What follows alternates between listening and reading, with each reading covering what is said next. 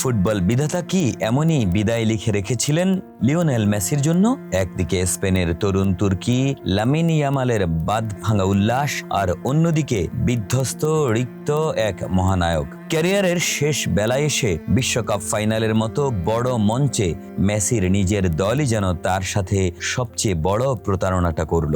যখন পুরো পৃথিবী মেসির পায়ে শেষবারের মতো জাদু দেখার অপেক্ষা ছিল, তখন এক ভুল কৌশলের বলি হতে হলো ফুটবল জাদুকরকে। কেন নিজের সম্ভাব্য শেষ ম্যাচে স্রেফ এক নিষ্ক্রিয় দর্শক হয়ে রইলেন মেসি? এমন প্রশ্ন সবার।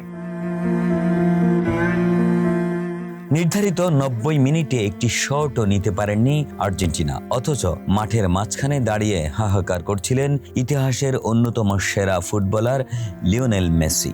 যেখানে মেসির পায়ের জাদু জেতানোর কথা ছিল ম্যাচ, সেখানে কেন স্রেফ ফাউল আর হাতাহাতিতেই সীমাবদ্ধ থাকলো আলবিসেলেস্তেরা? লিওনেল মেসির সম্ভাব্য শেষ বিশ্বকাপ রাঙাতে কেন ব্যর্থ হলো স্ক্যালোনির শিষ্যরা?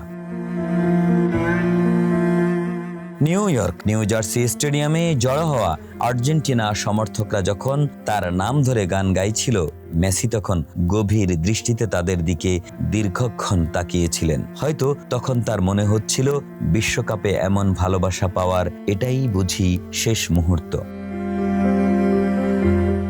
16 বছর বয়সে বার্সেলোনার অভিষেকের পর থেকে মেসি অন্তত 5 বার নিজেকে নতুনভাবে গড়ে তুলেছেন। আজকের আর্জেন্টিনা এবং ইন্টার মায়ামির মেসি সেই দীর্ঘ পরিবর্তনেরই ফসল। 39 বছর বয়সে বিশ্বকাপ খেলতে নেমে তিনি তার পায়ের জাদু দেখিয়ে মুগ্ধ করেছেন বিশ্বের তামাম ফুটবল প্রেমীদের। কিন্তু ফাইনালের পর মেসির অবিস্মরণীয় বিশ্বকাপ যুগের হয়তো অবসান ঘটতে চলেছে এবার। তবে শেষ ম্যাচে যেন মনে হলো তার নিজের দলই তার সাথে প্রতারণা করেছে। ম্যাচের শুরু থেকেই আর্জেন্টিনার আক্রমণাত্মক ও মারমুখী মনোভাব মেসির খেলায় কোনো সাহায্য তো করেনি, বরং উল্টো ওই কৌশল আর্জেন্টিনা দলের প্রধান অনুপ্রেরণা ও দলনেতাকে ম্যাচের বেশিরভাগ সময় কার্যত একজন নিষ্ক্রিয় দর্শক বানিয়ে রেখেছিল।